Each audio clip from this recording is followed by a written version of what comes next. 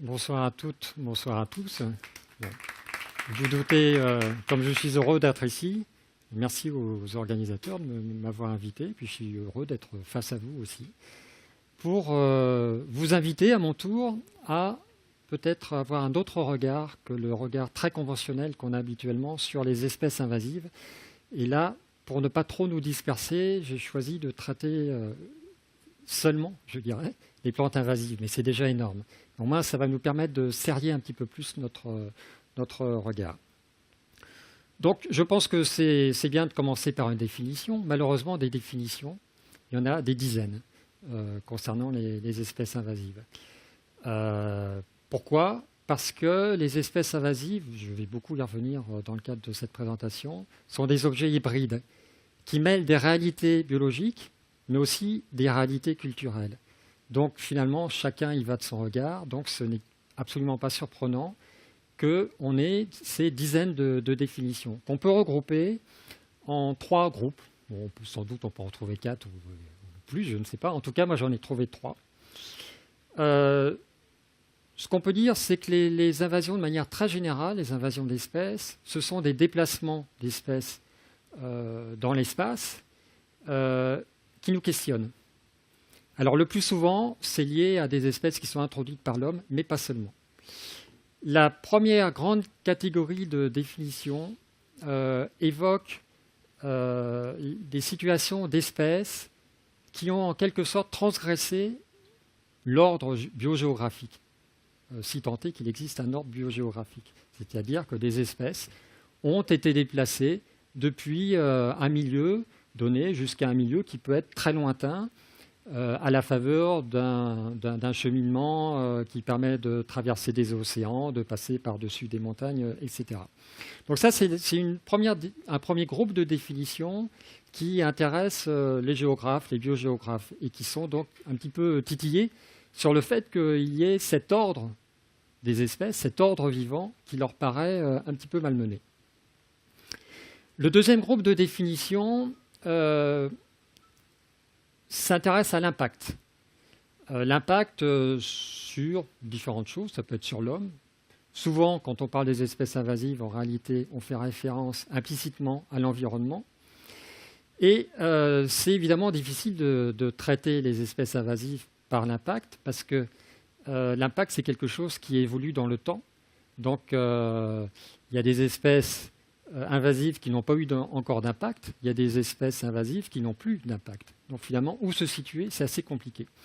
Et ces 2 groupes de définition, finalement, envisagent les espèces invasives par le dehors, ce qui est assez singulier, c'est-à-dire que dans la première, on s'intéresse finalement à la cause, ou en tout cas on pointe du doigt la cause, qui est l'homme, donc qui a transgresser cet ordre biogéographique. Dans la deuxième série de définitions, on s'intéresse à l'impact finalement, donc non plus à l'espèce invasive en tant que telle, mais à la manière dont elle va modifier donc l'environnement ou affecter l'homme ou autre chose.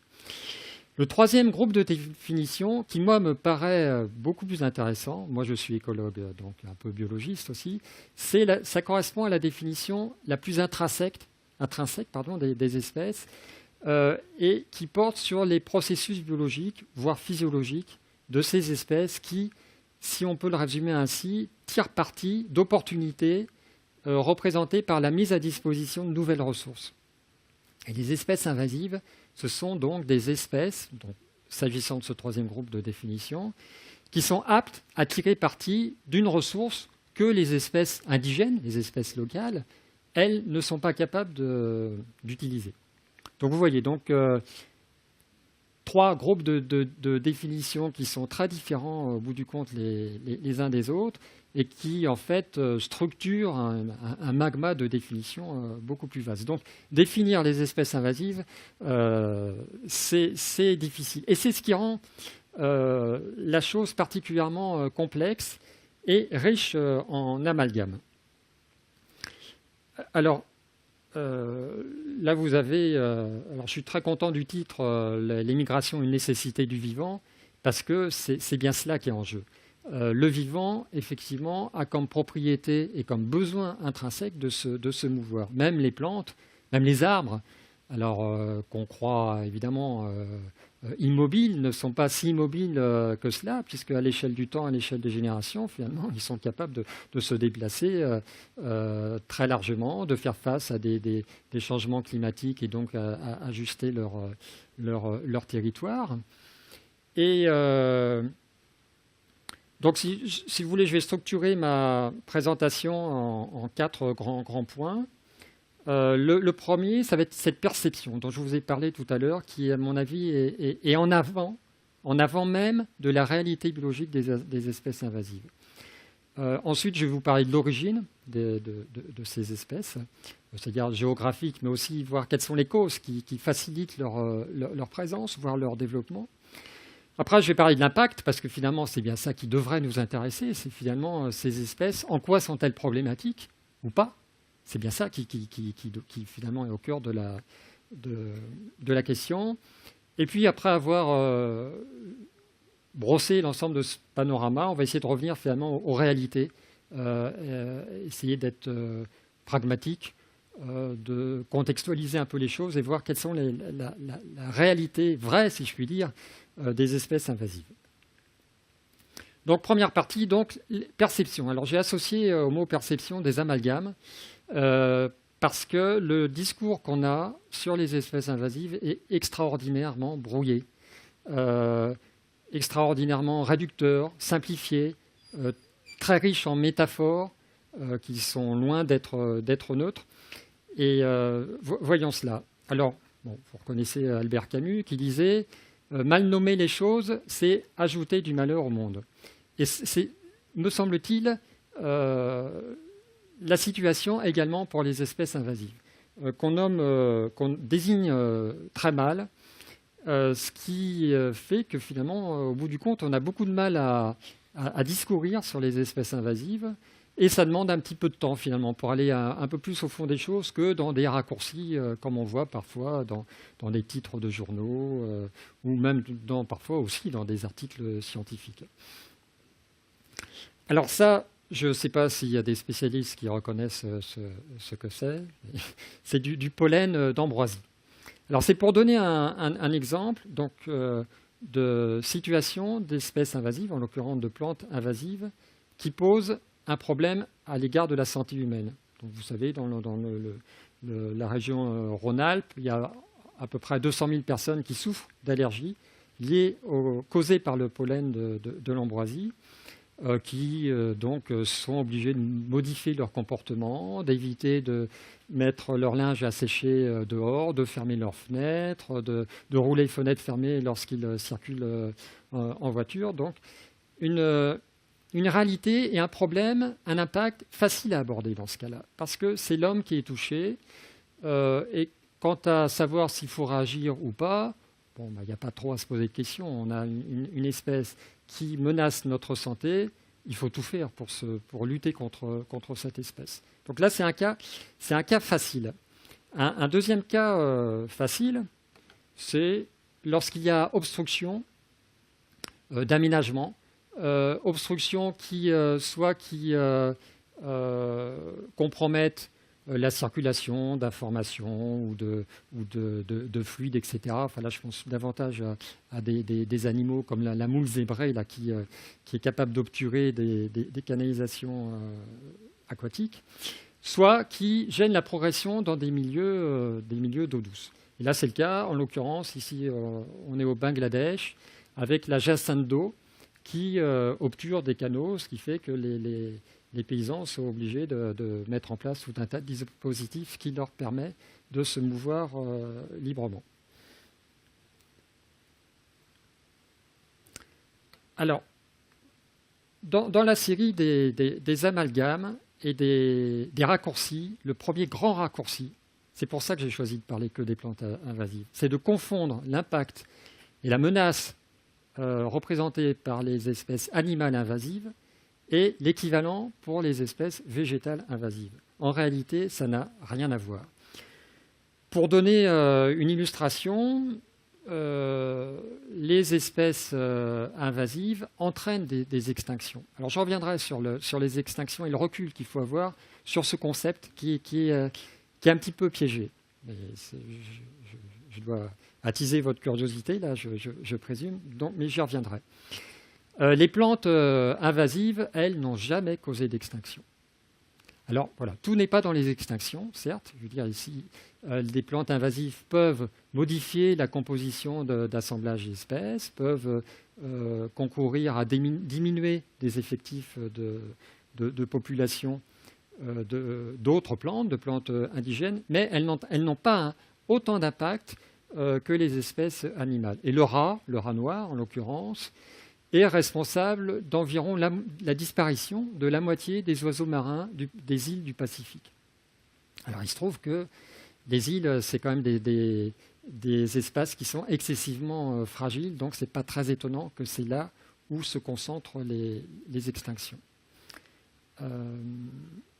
Bon, il y a tout un cas, vous connaissez certainement d'autres exemples très connus, notamment du serpent brun de Guam, dans une île du côté des Philippines, où ce serpent, introduit depuis l'Indonésie, a entraîné la disparition de 9 espèces d'oiseaux, donc ce qui est considérable. Mais ne mélangeons pas tout. Enfin, moi, je me souviens à l'école, quand j'étais enfant, on me disait « Attends, tu es en train de mélanger les choux et les carottes ». Bon, donc j'ai retenu cela. Mélanger les espèces végétales invasives et les espèces végétales animales, c'est absurde, parce que ça n'a strictement rien à voir. Les espèces animales, elles ont des fonctions de prédation, d'herbivorie, c'est pour des espèces herbivores qui effectivement prélèvent de la matière vivante. Ce n'est pas le cas des espèces végétales, bien entendu. Deuxième type d'amalgame dont j'ai commencé un petit peu à en parler, c'est de confondre ce qui se passe dans les îles avec ce qui se passe sur le reste des surfaces terrestres. Les îles, c'est 3%. Bon, alors 3 à 5%, selon qu'on compte les grandes îles ou pas, l'Australie ou pas. Finalement, donc, c'est une partie minime, enfin, au sens statistique du terme. C'est très intéressant d'un point de vue biologique, mais en tout cas, ça ne représente qu'une faible fraction des surfaces terrestres et une faible fraction des effectifs vivants. Malheureusement, je dis malheureusement, habituellement, quand on démarre un discours, une conférence, alors moi je ne le ferai pas, mais vous l'avez certainement entendu, on commence par dire les espèces invasives sont les deuxièmes responsables des extinctions et de l'érosion de la biodiversité. Point. Alors on se dit, ah bon, bah zut, alors faut que je m'intéresse un peu à savoir s'il y a des espèces invasives vers chez moi, parce qu'il y a vraiment une réelle menace. Et en réalité, ce n'est vrai que parce que 80% des extinctions ont lieu dans les îles. C'est pour ça que je dis qu'il faut se méfier un petit peu des extinctions. 95% des extinctions d'oiseaux depuis 1600, depuis le début du XVIIe siècle, ont eu lieu dans les îles. 90% pour les espèces de reptiles, 60% pour les espèces de mammifères. Les extinctions se passent dans les îles. Et résultat, c'est un peu l'arbre qui cache la forêt, si je puis dire, c'est qu'on se détourne du vrai problème, qui n'est pas finalement l'érosion de la biodiversité dans 3% de la surface planétaire, mais la diminution de moitié de l'ensemble des espèces vivantes depuis 40 ans. Ça, c'est considérable. C'est considérable et ça affecte l'ensemble des fonctions du vivant. Et pourtant, je suis sûr que pour la plupart d'entre vous, on vous parle de la 6e extinction et vous dites ça, c'est ça le vrai danger. Et le vrai danger, c'est pas ça. Le vrai danger, c'est la diminution donc, de moitié des effectifs de toutes les espèces vivantes, y compris les invertébrés, les insectes, avec donc des effets en cascade, des effets de seuil qui sont extrêmement préoccupants et dont on ne parle pas. Voilà, donc amalgame qui consiste à mélanger les îles avec le reste de la surface terrestre. Autre amalgame assez terrible, tout aussi terrible, qui finalement consiste à ne pas tenir compte de la diversité des cultures et donc de la diversité des formes d'accueil des populations à l'égard des espèces invasives.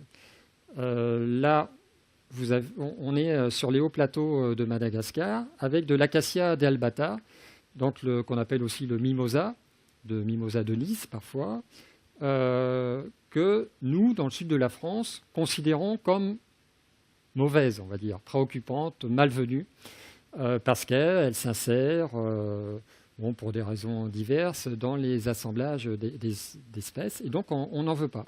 À Madagascar, c'est une espèce qui va donner de l'azote pendant les rotations, parce que l'acacia s'y installe facilement. En plus, il produit des banques de semences dans le sol qui vont s'auto-renouveler. Il va leur fournir, donc aux paysans malgaches, du bois de feu, la possibilité de produire du charbon de bois. Donc, un regard complètement différent. Et il ne faut pas tomber dans le piège qui consisterait à se dire, tiens, par exemple en Amérique du Sud, on parle beaucoup moins d'espèces invasives, il y a beaucoup moins de publications scientifiques sur les espèces invasives qu'aux États-Unis ou en Europe. Mais est-ce que la raison, c'est un déficit scientifique de la part des scientifiques d'Amérique du Sud? Certainement pas. C'est que le regard est différent. Si on interroge les aborigènes d'Australie, il y a une personne qui a fait cette enquête, leur a demandé ce qu'ils pensaient des espèces invasives. Ils ont dit bravo, ce sont des espèces méritantes qui sont capables de se développer, de s'étendre dans l'espace, y compris dans des situations difficiles. Donc elles sont bienvenues tant qu'elles ne nous causent pas problème directement. Donc vous voyez donc une diversité de situations, de cultures, dont malheureusement on ne parle pas quand on évoque les espèces invasives. Et de manière non surprenante, tout simplement parce qu'ils ont été en avance sur cette question, ce sont les pays anglo-saxons qui ont, je dirais, imprimé leur manière de voir sur le reste du monde, donc s'agissant de cette question des espèces invasives. Alors, autre forme de confusion, d'amalgame, ce sont les métaphores.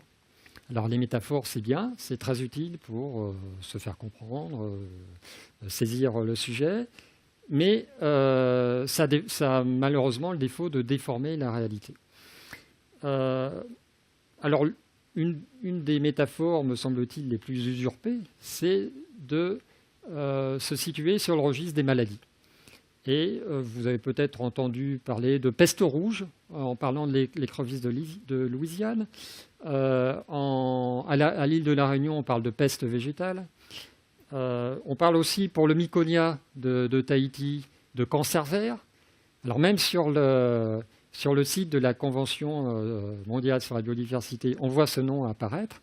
Et puis là, donc, j'ai pris un extrait de journal à Mayotte, où donc un expert des plantes invasives dit les invasions sont comme un cancer, il ne faut pas attendre qu'ils se répandent. Bon.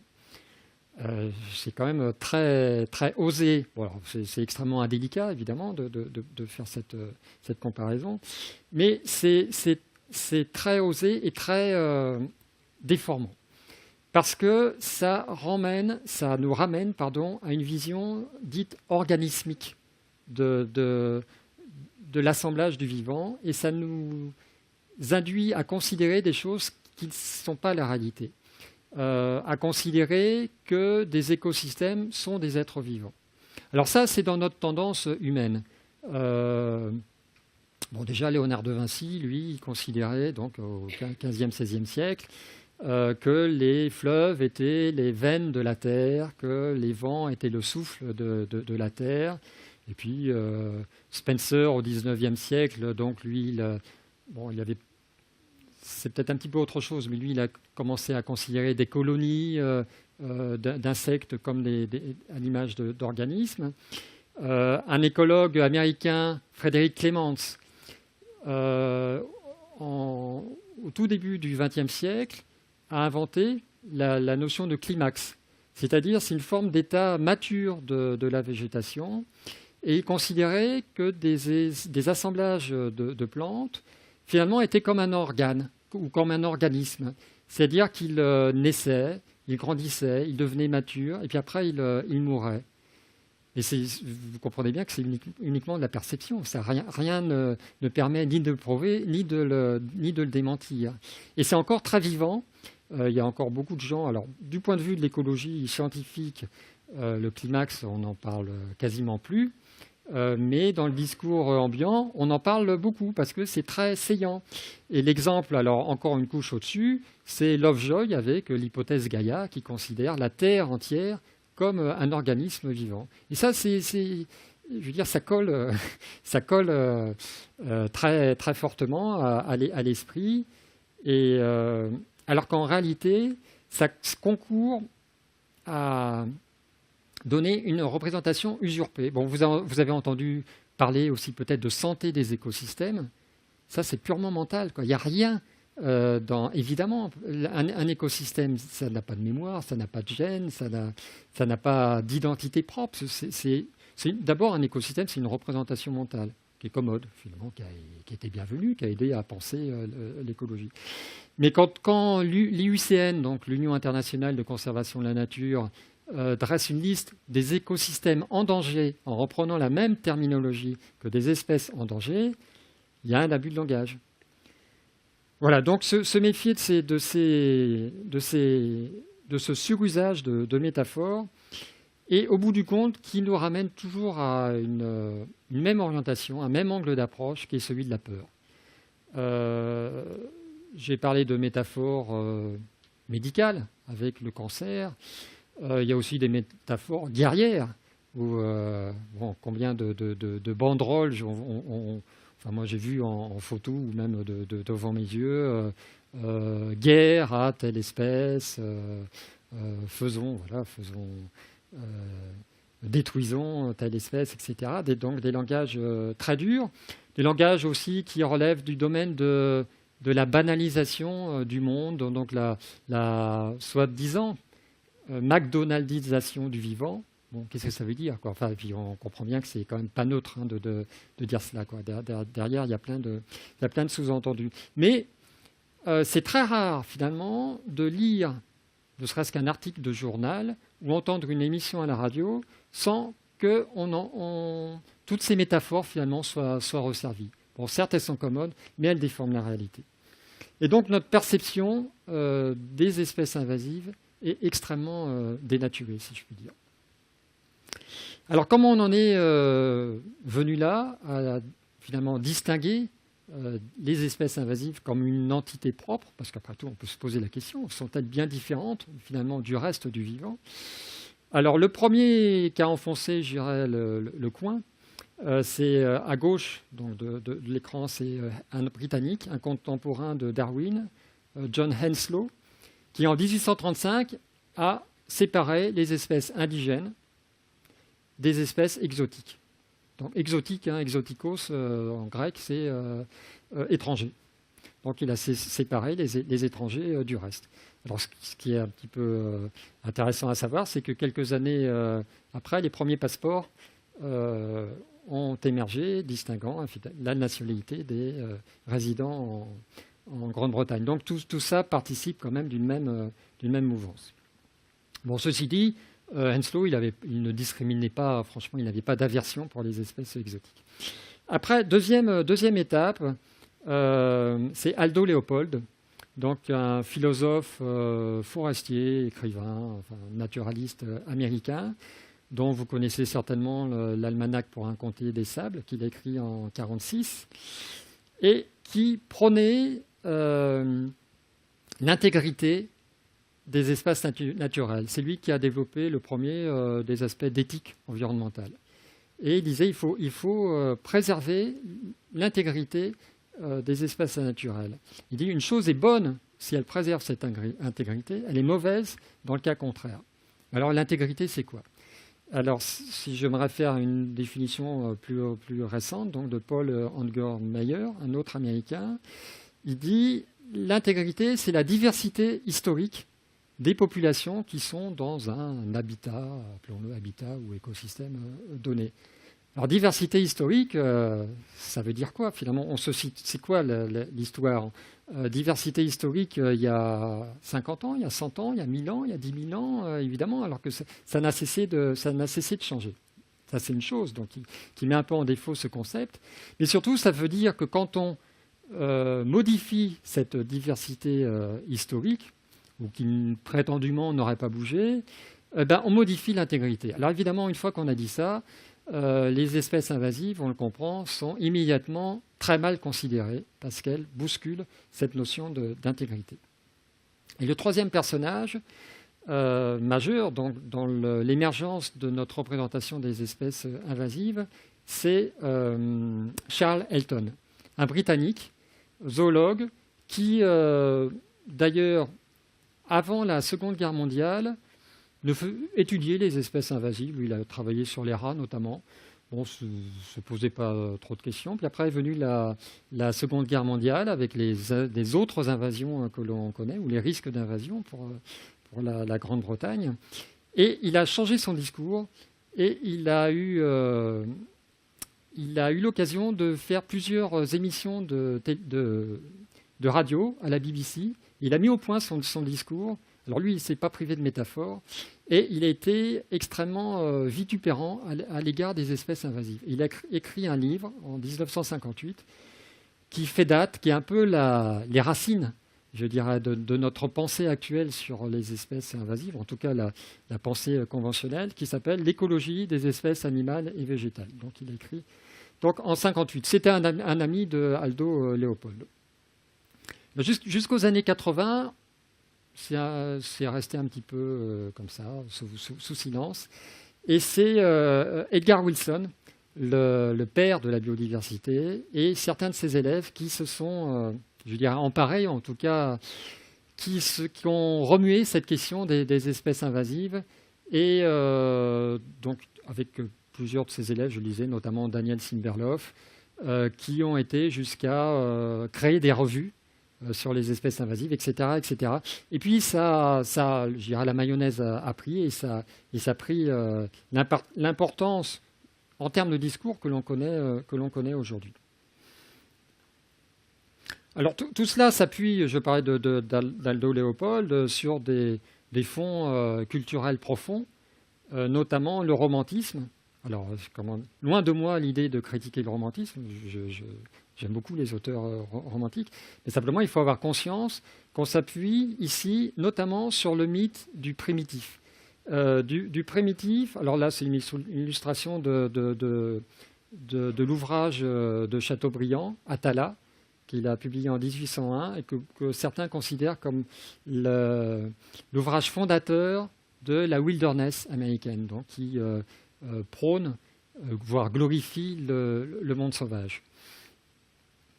Bon, il y a eu avant, il y a eu Defoe avec Robinson Crusoe, il y a eu Rousseau évidemment. Voilà, mais c'est quand même Chateaubriand qui a voyagé aux États-Unis et qui a découvert ces peuplades primitives qui, comme on le pensait d'ailleurs jusqu'à pas très longtemps finalement, n'étaient censées n'avoir eu aucun impact sur le monde. D'où comment dire, de manière assez pernicieuse, une tendance à considérer, à scinder le monde en deux parties finalement. Un monde sauvage, avec les sauvages et les bons sauvages, je dirais, et puis un autre monde qui est le monde où finalement tout est possible, les artifices sont possibles, l'industrie est possible. Et ça, c'est un petit peu la vision américaine actuelle, qui dispose de très grands espaces qu'on n'a pas, et qui scindent donc leur pays en deux parties, des grandes réserves, alors y compris le Yellowstone, qui est le premier parc, dans, je ne sais plus, 1872, je crois. Ça ne les a pas souciés qu'il y ait eu pendant 10 000 ans des Amérindiens, qui ont considérablement modifié le milieu, mais ça, bon, c'est pas dans l'esprit, je dirais, des colons de manière générale, de considérer que ces hommes primitifs aient pu modifier les milieux. Alors qu'en réalité, plus ça va, plus on est capable de mener des investigations, y compris archéologiques, ou peu importe, dans des milieux forestiers, et on s'aperçoit que finalement, des forêts qu'on croyait primaires sont beaucoup plus récentes. Alors le cas le plus savoureux que je connais, c'est le site du Barrow, Colorado, que le Smithsonian Institute, donc un institut de recherche américain, bon, ne croyez pas que je fasse de l'anti-américanisme, mais c'est quand même des exemples intéressants, que le Smithsonian Institute croyait être une forêt primaire. Finalement, à force de l'étudier, ils se sont aperçus que cette forêt primaire, elle avait 350 ans. Et 350 ans, c'est en réalité l'âge des grandes pandémies, où des espaces agricoles, et ça c'est vrai dans le bassin du Congo, c'est vrai en Amazonie, c'est vrai aussi en Indonésie, en Thaïlande. Ces grandes pandémies donc, qui sont liées au déplacement européen se sont traduites par la reprise de la forêt. Bon, c'est les images que vous connaissez, les ruines Incas sous la forêt, etc. Bon, je vais pas, je suis un petit peu bavard, donc je me surveille. Et un exemple qui se rapproche de ce que je viens de dire sur le mythe du bon sauvage, là on a je ne sais pas si vous distinguez vers le centre de la photo, un arbre qui a un feuillage beaucoup plus argenté, un vert presque blanc, presque gris. C'est le bancoulier. Là, ça a été pris dans une photo qui a été prise dans le Pacifique. Le bancoulier, il est présent dans beaucoup d'îles du Pacifique.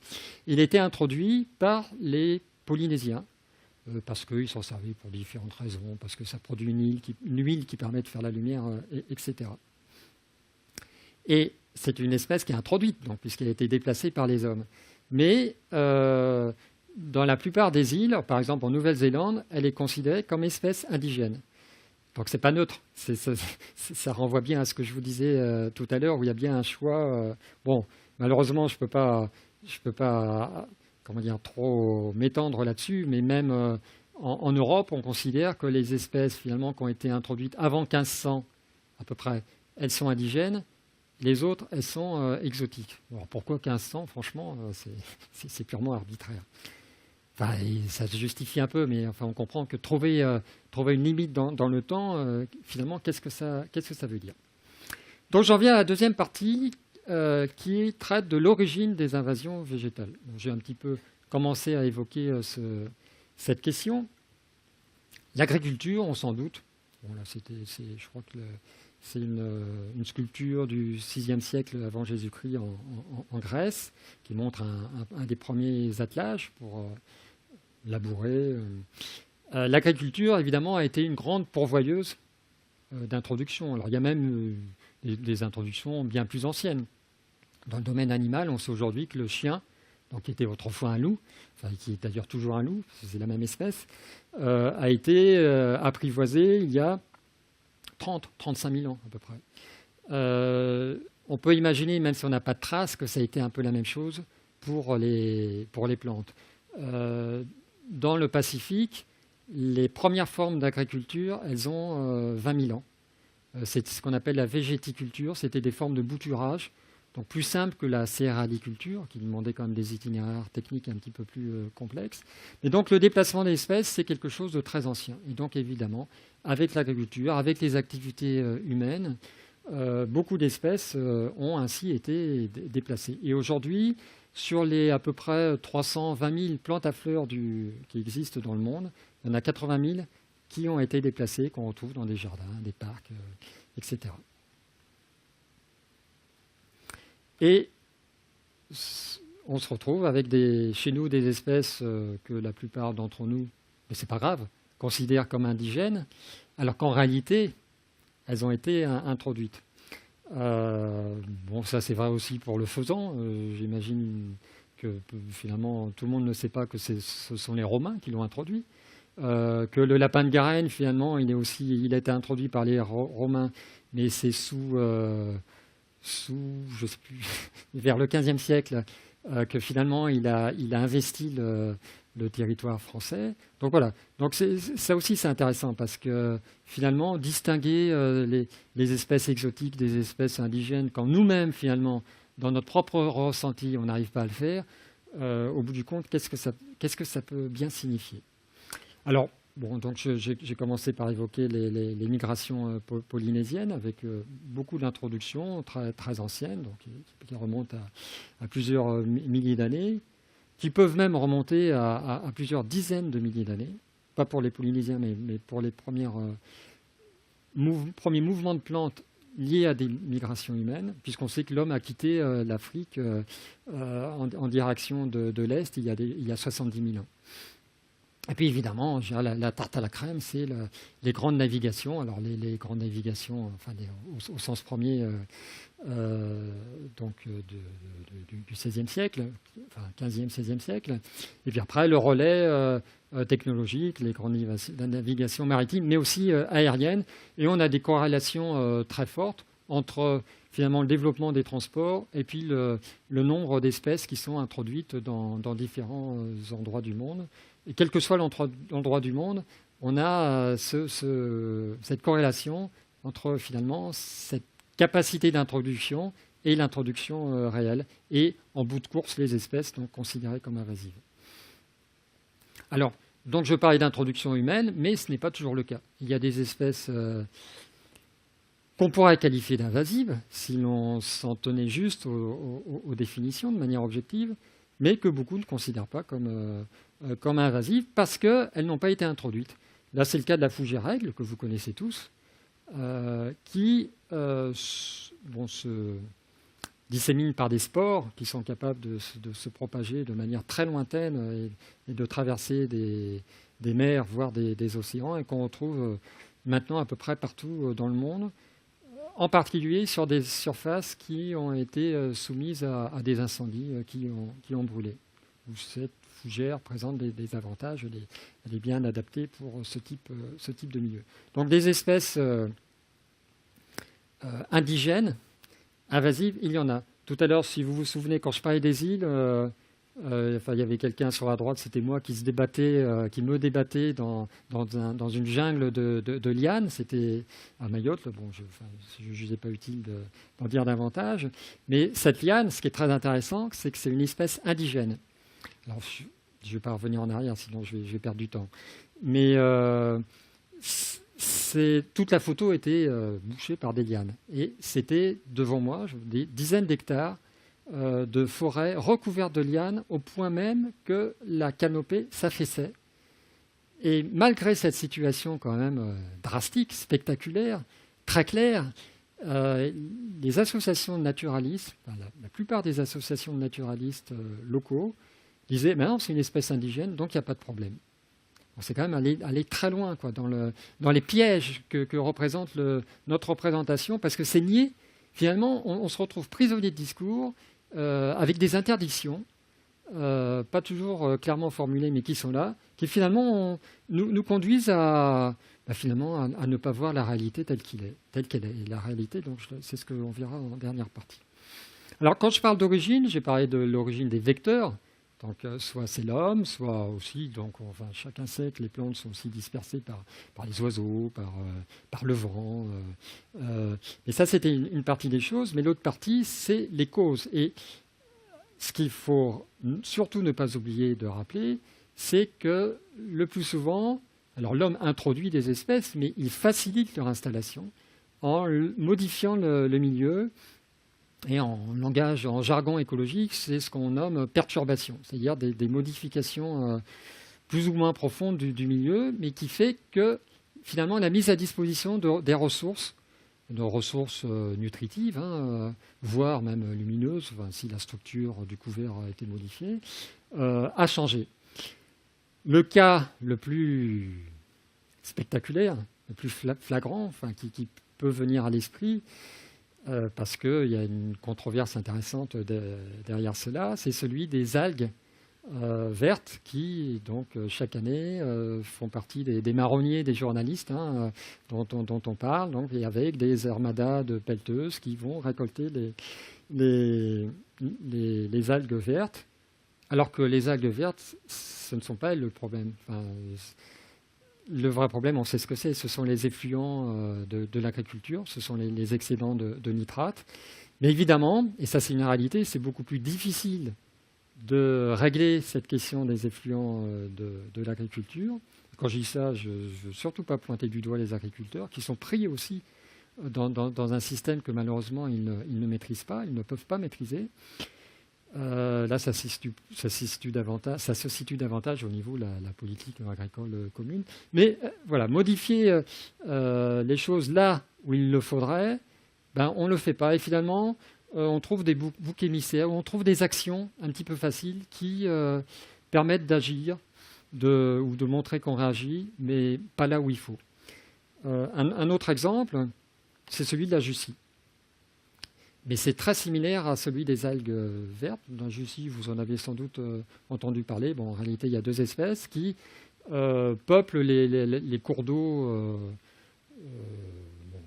qui est originaire de Montpellier aussi, puis qui s'est propagé dans l'ensemble des cours d'eau, dans les grandes pièces d'eau, comme le lac de Grandlieu, qui obstrue donc la progression, et dont la raison profonde, la cause profonde est de manière très semblable, donc, comme je disais, aux algues marines. Cette fois, ce sont les phosphates.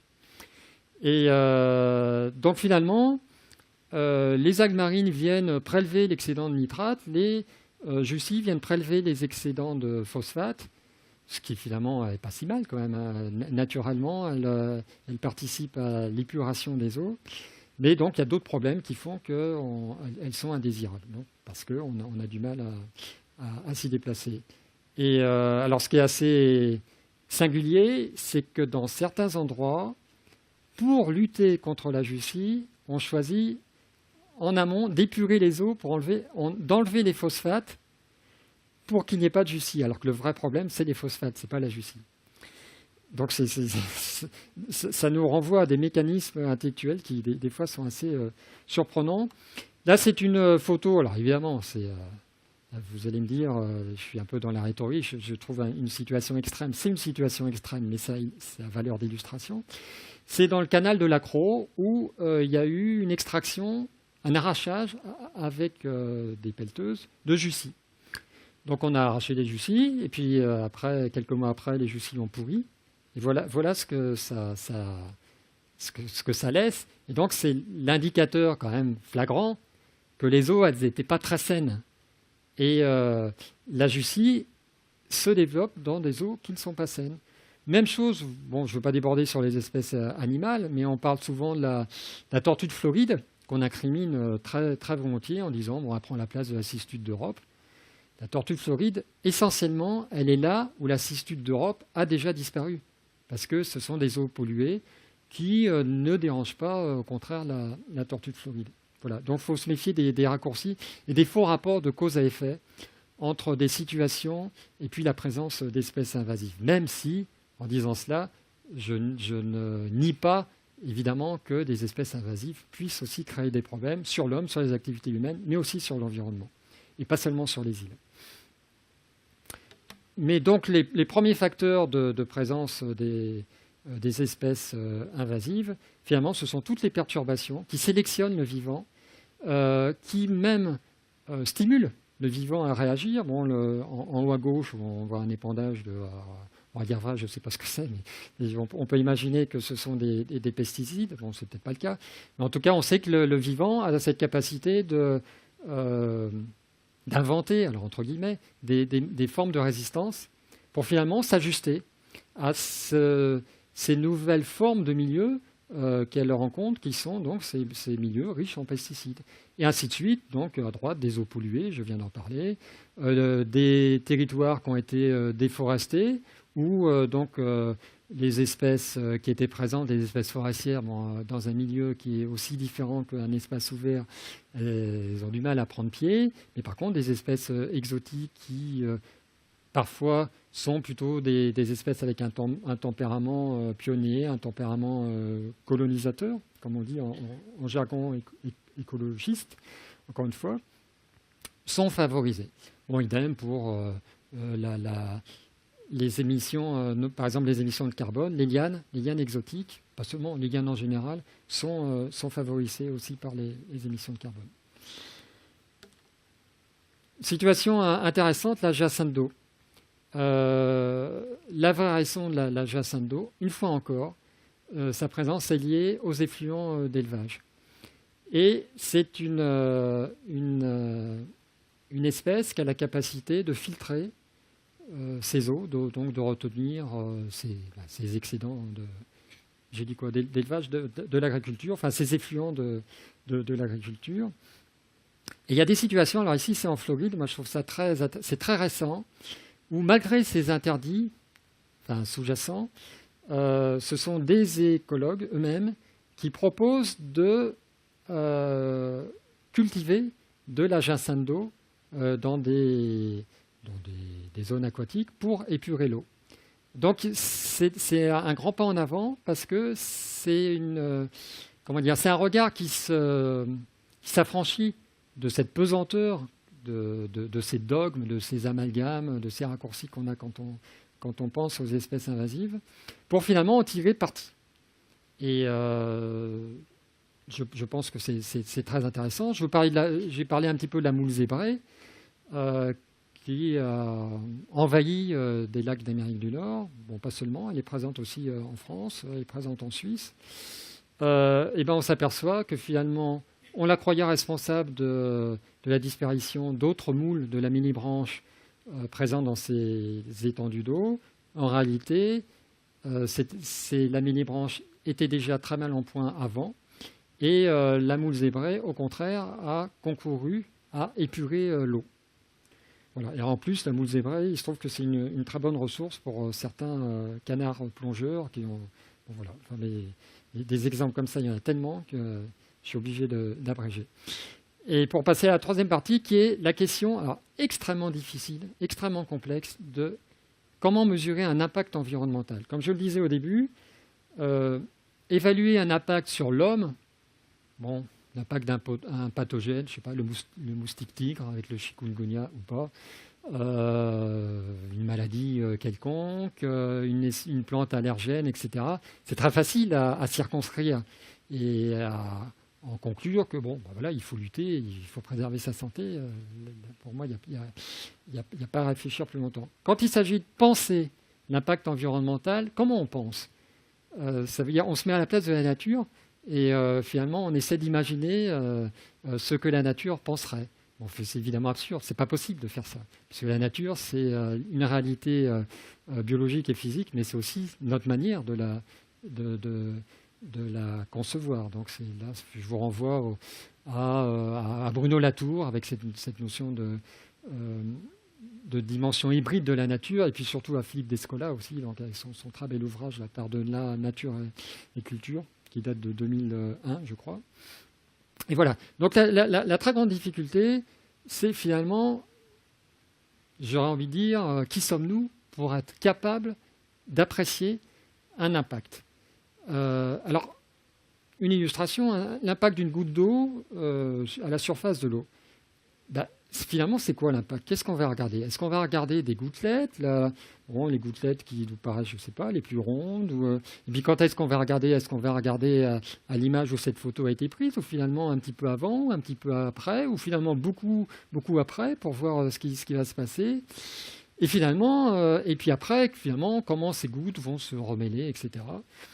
Ça soulève énormément de questions. Il y a des choix qui sont faits. Et les choix, évidemment, on va les faire en fonction de notre représentation. Notre représentation habituelle, qui, je ne vais pas le redire une nouvelle fois, mais est prisonnière d'une certaine manière de voir les choses. Je reste dans le domaine aquatique avec cette fameuse vague que tout le monde connaît maintenant avec l'exposition de l'an passé de Kusai, la grande vague de Kanagawa, pour illustrer le fait que quand on parle d'invasion, on s'intéresse finalement à la crête de la vague. Parce que les invasions biologiques, souvent, enfin même pas souvent, toujours, se manifestent par un pic d'invasion. Alors qui peut rester plus ou moins longtemps, qui peut être plus ou moins intense, ample, etc. Mais il y a toujours ce pic. Évidemment, qu'est-ce qu'on va regarder ? C'est le plus intéressant, le plus rigolo, je dirais, c'est là où il se passe plein de choses, enfin où on croit qu'il se passe plein de choses en tout cas, c'est la crête de la vague. Et c'est ce qu'on fait s'agissant des plantes, des espèces invasives en général. Prenons le cas de la caulerpe de Méditerranée, Caulerpa taxifolia. Que, voilà, vous voyez, un titre de journal, l'algue tueuse. Toujours ces métaphores qui sont toujours présentes, qui sont censées guider notre regard. Donc cette algue tueuse, elle a généré énormément de publications scientifiques, ça fait remuer beaucoup de choses, des colloques, etc., dans les années 90-2000. Aujourd'hui, sur 80% des sites de suivi sous-marin où on a essayé de suivre le devenir de cette colerpe, de cette algue a disparu. Évidemment, on n'en parle pas. Je suis persuadé que beaucoup d'entre vous qui avaient entendu parler de la colerpe dans le passé sont surpris d'entendre qu'en 2011, il y avait 80% des sites qu'on suivait où il n'y avait plus de colerpe. En 2015, j'imagine, c'est encore en dessous, quoi. Je ne sais pas, peut-être 15%, j'en sais rien, peu importe. Mais donc, ça illustre cette notion de ce que Raphaël Larère, sociologue de l'environnement, appelle le temps bref de la chronique. Finalement, on est toujours prisonnier d'une vision très, très fugitive de beaucoup de choses, mais y compris des invasions, où finalement, on va regarder les choses dans une séquence très brève, et sans regarder cela dans le devenir. Parce que des exemples comme ça, je ne vais pas passer mon temps à en lister, mais je peux penser au lantana en Nouvelle-Calédonie, qui était une espèce extrêmement préoccupante, puis qui a disparu d'elle-même. L'élodée du Canada, dont on parlait beaucoup au XIXe siècle, en Grande-Bretagne notamment, c'est pareil, elle s'est résorbée toute seule. Alors, je ne suis pas en train de dire que tout finit toujours par se résorber tout seul, mais ce que je suis en train de dire, c'est regardons les choses dans le temps, avant de se précipiter aussi dans l'action. Là, c'est le Senson du Cap, que j'ai vu en venant en train à la gare de Lyon, sur le bord des rails, effectivement, on le voit, il est en fleurs. Par contre, moi qui viens de Montpellier, il y a 15 ans, 20 ans, on en parlait énormément. C'était l'espèce à abattre. Maintenant, il faut vraiment la chercher. Voilà, elle a trouvé ces organismes qui permettent sa régulation. Il y en a qui pensent que ce sont des pucerons, ça peut être autre chose. En tout cas, elle s'est calmée. Donc, d'où l'intérêt, parce que ça coûte cher quand même, hein, la lutte contre les espèces invasives, de regarder les choses aussi dans le temps. Parce que parfois, il n'y a qu'un passage. Et là, avec le Senson du Cap, on a une vague qui est en train de passer sur l'ensemble du territoire français. Alors, l'intérêt de regarder les choses dans le temps aussi, c'est de s'apercevoir de la capacité d'adaptation du vivant. Alors, 150 ans après Darwin, finalement, on n'a pas toujours bien intégré cette capacité d'adaptation. Ici, vous avez une photo de la vanesse de l'Aubécie à La Réunion, qui est un papillon endémique, qui autrefois avait comme plante hôte une autre espèce indigène, Aubécia ficifolia, qui, elle, pour diverses raisons, est en train de disparaître. Le papillon, qu'est-ce qu'il a fait? Le papillon qu'on croyait inféodé, comme on dit, c'est-à-dire complètement lié à cette plante, il a changé d'hôte. Et l'autre qu'il a trouvé, c'est une espèce exotique, c'est un Bohémeria. Parce que lui, il n'a pas fait de ségrégation, quoi. Ça ne lui pose pas de problème de passer d'une espèce indigène à une espèce exotique. Et ça, alors, on n'en parle pas, mais alors des exemples comme ça, mais il y en a des flopés. Alors, autre exemple qui est assez savoureux, parce que ça se situe en Australie. Alors, les Australiens sont très rétifs à l'égard de la présence d'espèces exotiques. Et avaient entamé des campagnes d'éradication du camphrier, là, dont on voit à droite, qui produit des fruits, et qui suivaient en même temps des espèces de pigeons frugivores, donc qui consomment des fruits. Et finalement, ils se sont aperçus que plus ils éradiquaient le camphrier, moins ils avaient de cette espèce qui était en mauvaise situation, même en voie de disparition. Donc finalement, ils en ont conclu, fort justement, me semble-t-il, qu'il fallait préserver cette espèce exotique qui finalement avait un rôle vis-à-vis d'autres espèces, et notamment vis-à-vis d'espèces indigènes. Le lantana, que certains d'entre vous connaissent peut-être s'ils ont mis les pieds sous les tropiques, parce qu'on le voit, on le voit partout, c'est un petit arbuste épineux. Il est considéré maintenant comme une espèce clé de voûte dans le nord de l'Australie, parce qu'il y a 32 espèces d'oiseaux qui se nourrissent de ces fruits. Donc une espèce exotique qui est considérée comme espèce clé de voûte. Donc ça, c'est intéressant parce que ça illustre bien. D'un côté, on a ce discours un petit peu vieux maintenant sur très ostracisant, je ne sais pas si le terme existe, à l'égard des espèces invasives. Puis d'un autre côté, on a toute une réflexion qui vise à tirer parti de ces espèces qui finalement font partie du vivant, bien évidemment. Autre exemple, toujours en Australie, Mimosa pigra, qui font partie des espèces les plus décriées, dont on s'est aperçu que finalement, certaines espèces endémiques, y compris en voie de disparition, ici on a un micro-marsupial, ils trouvent un abri qui leur permet de se préserver des rapaces, des prédateurs, etc. Et c'est vrai aussi pour des plantes, ou même l'herbe du Laos, en Afrique, permet de protéger des plantules, d'espèces indigènes, de la dent du bétail. Alors non pas que je ne suis pas en train de dire à quelque chose malheur est bon, mais c'est plutôt regardons les choses dans l'ensemble des réseaux d'interaction du vivant. C'est ça qui est intéressant. Parce que malheur est bon, là je suis déjà dans le subjectif et dans les valeurs. Alors, quelque chose d'extrêmement singulier, extrêmement symptomatique, c'est cette notion de finalement nature qui ne sera plus à sa place. Donc il y aura une partie de la nature qui aura un droit de présence, donc ce sont les espèces indigènes, et puis il y a une autre partie qui n'aurait pas de droit de présence. Et là, bon, je suis content d'être invité à ce site qui s'appelle Migration, une nécessité du vivant, parce que là, on est pile poil là-dedans. Et on retrouve une convergence de regard entre les migrations humaines et les migrations spontanées du vivant, une convergence qui est assez étonnante. Voilà, donc ça c'est le titre d'un ouvrage qui date de 2001 et qui considérait donc que finalement cette nature qui avait été recomposée par l'activité humaine via des introductions, finalement n'était plus la nature. Donc ça renvoie à ce que je vous disais tout à l'heure sur cette vision anglo-saxonne de la nature, où la vraie nature, finalement, c'est la nature sauvage, là où l'homme, finalement, n'a rien fait, quoi. Alors, ce qui convient bien, encore une fois, peut-être dans des espaces où on a beaucoup, enfin, des espaces très grands, des espaces sauvages très grands, mais ce qui ne convient pas chez nous, parce que ce n'est pas le cas. Alors, j'ai pris cette image, encore, on peut estimer excessive, si on évoque le fait que dans cette même mouvance, finalement, faut-il conserver les choses, le vivant dans l'état dans lequel on l'a trouvé? Finalement, ça veut dire quoi? Et est-ce qu'il faut en faire un musée, sachant que le vivant, comme je disais, il s'adapte, il ne cesse de bouger.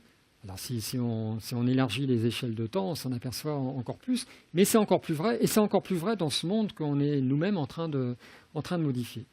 Et cette photo, je l'ai reprise d'un diaporama d'une personne qui avait présenté, qui représentait, je ne sais plus quel pays de Méditerranée, je ne sais plus si c'est l'Espagne, l'Italie, peu importe, et qui avait conclu sa présentation donc, dans ce colloque sur les espèces invasives à Montpellier, sur cette métaphore aussi du musée, en disant finalement qu'est-ce qu'on est en train de faire? Est-ce qu'on est en train finalement de jeter, de se débarrasser, de détruire ce musée que représente le monde dans lequel on l'a rencontré?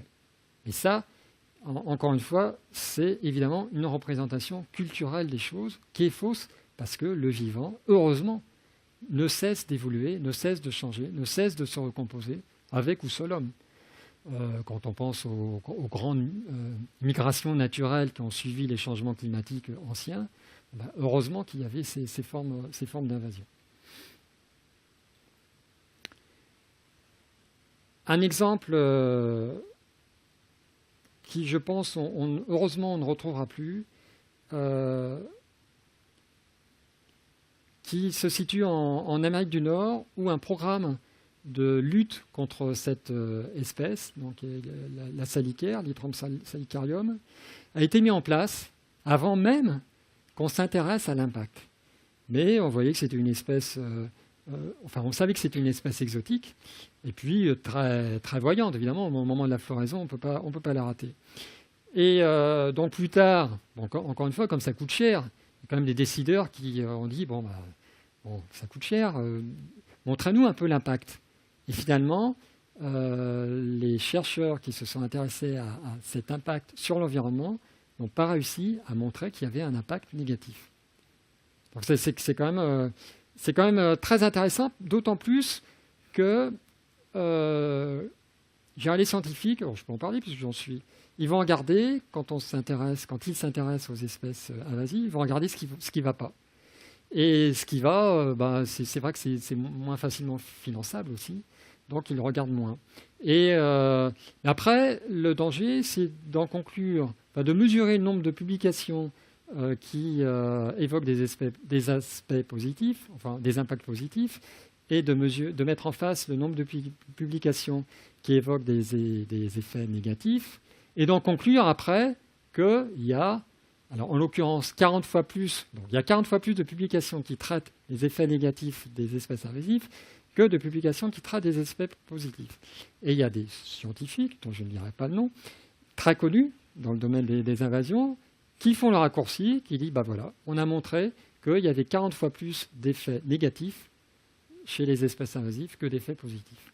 Bon, c'est une ruse rhétorique que si on n'y prend pas garde et si on ne va pas finalement dans les publications, si on ne remonte pas un petit peu, on ne le voit pas, quoi. Et cette pollution, je dirais, sous-jacente du discours des invasions, du discours, oui, conventionnel sur les invasions, cette pollution, elle est présente jusque dans les publications scientifiques, avec les conclusions qui sont tirées, avec les dispositifs expérimentaux qui sont choisis, etc.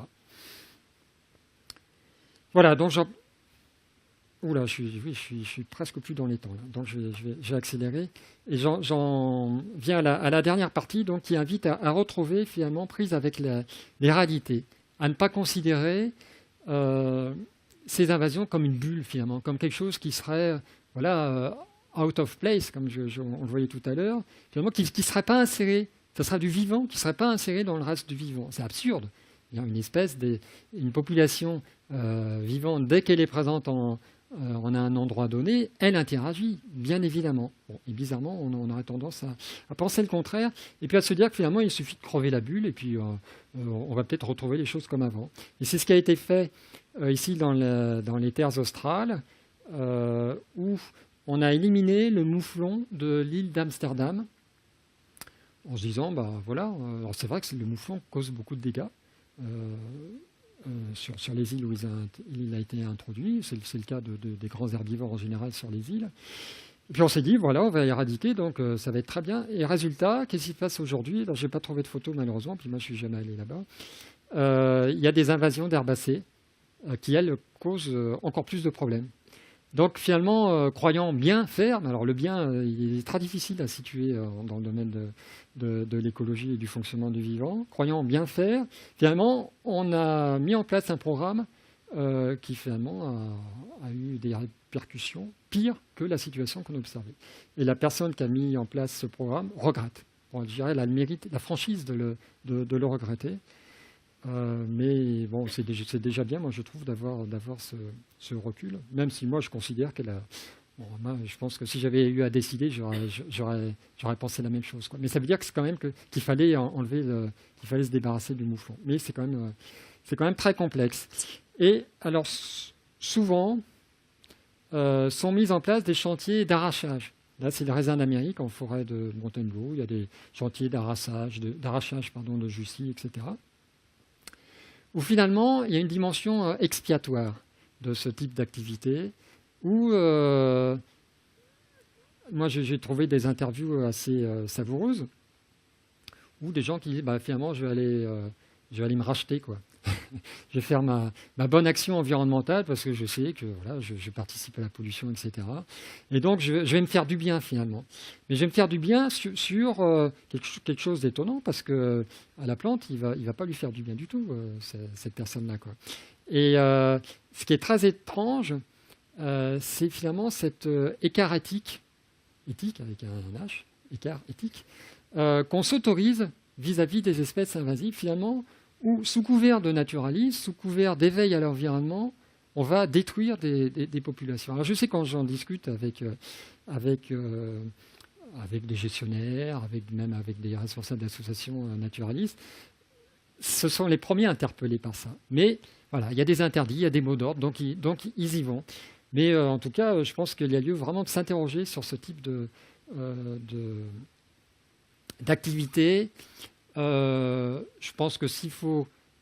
Enfin, ça serait quand même mieux de proposer je sais pas, des activités de nettoyage, vraiment sur des activités orientées sur les activités de pollution humaine, que sur une pollution biologique qui n'est pas une pollution biologique. Ça, c'est une vue de l'esprit de penser une espèce invasive comme pollution biologique. Mais bon, ça permet aussi de correspondre aussi, de satisfaire une demande de gens qui veulent faire quelque chose pour la nature. Et là, qui, en l'occurrence, sont mal orientés. Et donc, je parlais d'écart éthique, et je fais le parallèle avec le Patriot Act, qui remonte à 2001, pour les événements que vous connaissez, où Bush a mis en place au sein du département de sécurité territoriale une émanation qui traitait spécifiquement des espèces invasives. Donc les espèces invasives étaient, d'un point de vue administratif, rattachées au terrorisme. Bon, c'est quand même pas neutre, quoi. C'est évidemment pas neutre. Et du coup, comment dire, même cause, mêmes effets, même manière de voir les choses, c'est aussi ce qui a concouru, ou ce qui, de manière plus générale, concourt à s'autoriser cet écart éthique. Bon, très brièvement, ces campagnes d'empoisonnement avec des anticoagulants qui ont lieu dans les îles, les animaux qui en ingèrent, ils mettent parfois des jours à en mourir. Donc ça, on peut aussi, quand on est naturaliste, y penser. Même si on sait que les prédateurs, effectivement, ont un impact sur le milieu. Mais bizarrement, c'est occulté. Dans le domaine végétal, c'est la même chose. On utilise des herbicides pour contrôler, voire tenter de venir à bout de plantes invasives. En Californie, il y a une enquête qui a essayé d'inventorier le nombre de fois où des gestionnaires d'espaces naturels utilisaient des herbicides. Du Roundup, du Garlon, etc., du triclopyr, enfin des choses qui ne sont pas très bonnes pour l'environnement. Et 2/3 des gestionnaires ont recours régulièrement à ces herbicides. Donc à nouveau une forme d'écart éthique qui doit quand même nous interroger.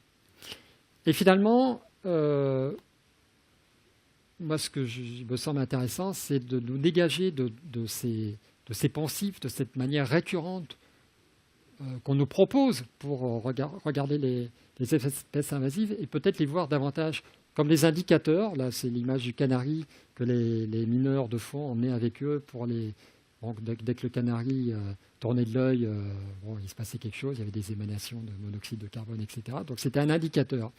Et les espèces invasives, ce sont aussi des indicatrices. La présence de la Jussie dans les cours d'eau, c'est une indicatrice de présence de phosphate. Les algues vertes, nitrates, etc. Et plus encore, on peut aussi considérer les espèces invasives comme une réponse du vivant, une réponse positive, si je peux dire, inattendue en tout cas, mais aussi positive, sur la manière dont le vivant réagit aux modifications qu'on a imposées sur le milieu. Bon, j'ai parlé des îles en général, mais je voulais simplement revenir sur cette mise en garde de considérer que ce qui se passe dans les îles ne représente pas du tout ce qui se passe dans le reste du monde, dans le reste des surfaces terrestres.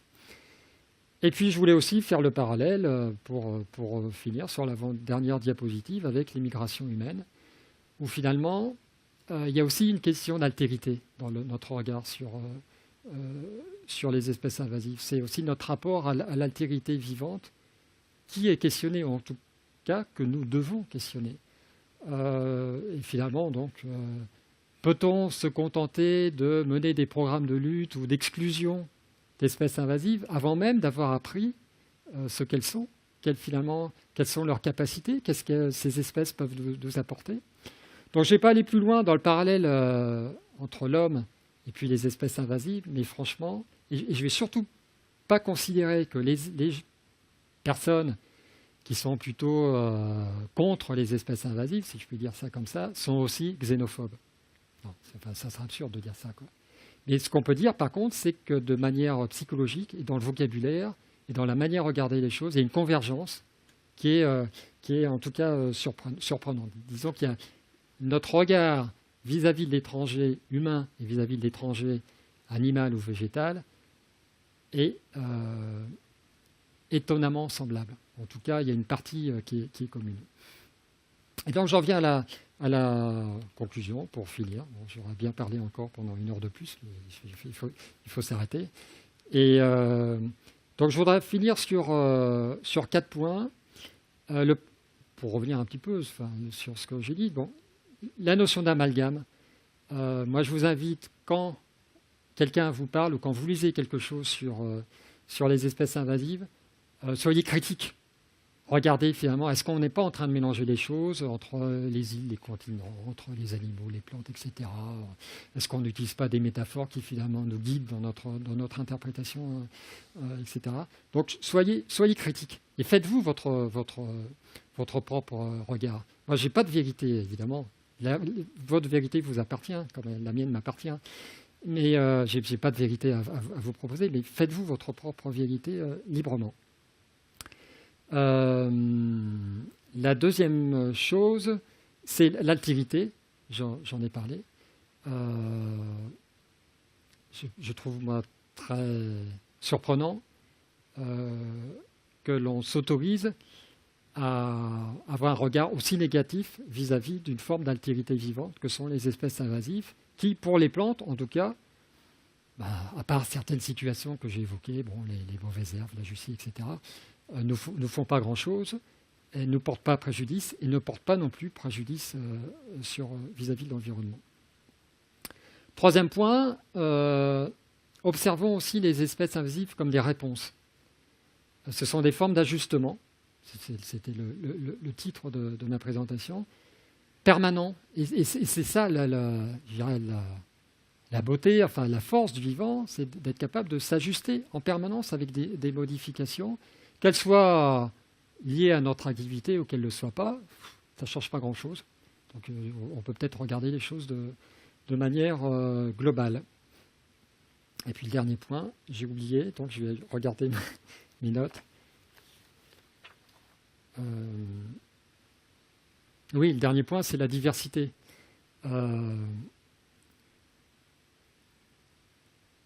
Il y a dans les manifestations des espèces invasives énormément de diversité de situations.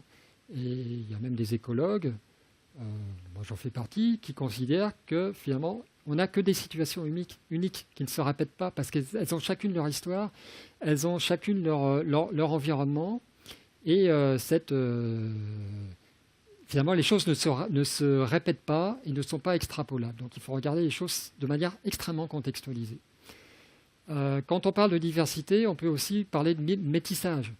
Donc métissage dans ces communautés d'espèces qui peuvent présenter des espèces indigènes et des espèces exotiques. Et le fait qu'il y ait des espèces exotiques, finalement, pourquoi faudrait-il considérer cela comme un mal? Et le troisième point de la diversité, c'est les diversités culturelles, comme je le disais. La manière de regarder les espèces invasives sont très différentes d'un type de société à l'autre, d'un peuple à l'autre, et puis même d'un individu à l'autre. Et puis tout l'intérêt, c'est de discourir, d'échanger nos regards, finalement, puisque personne ne détient la vérité, sur les espèces invasives. Et je pense que c'est comme ça que, finalement, on va progresser, et puis trouver un regard, enfin, en tout cas, qui soit le moins tronqué, le moins entaché de dogmes, d'interdictions, et que chacun, finalement, puisse échanger, comme j'espère nous allons pouvoir le faire maintenant. Voilà, je vous remercie de m'avoir écouté, et désolé d'avoir été un petit peu long.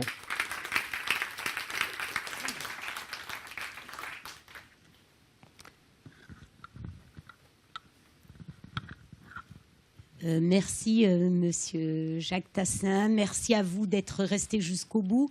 Je vous demande encore quelques petites secondes pour moi. parce que, à défaut de vous garder encore 1 heure, Oui. je voudrais déjà présenter les 2 ouvrages que nous avons à la bibliothèque de la Cité des Sciences, écrits par vous. Et donc, si vous avez envie d'imprimer dans votre mémoire tout ce que vous avez entendu ce soir, vous pouvez soit acquérir ces livres dans les bonnes librairies ou les emprunter à la bibliothèque. En tout cas, vous pouvez vous inscrire à celle de la Cité des Sciences et de l'Industrie et emprunter ces ouvrages. Bien entendu, il n'y a pas que vos livres chez nous. Nous avons d'autres ouvrages sur la question. Voilà. Merci infiniment. Maintenant, je vais donner la parole au public. Et Monsieur Tassin nous a dit qu'il était encore là pendant 1 heure, donc vous pouvez l'envahir. Merci, monsieur, pour cette conférence. Un petit peu trop technique à mon goût, parce que ceux qui ne sont pas dans votre métier, bon, enfin bref. La raison pour laquelle je vous parle maintenant, ah oui, ce qui m'a un petit peu choqué, c'est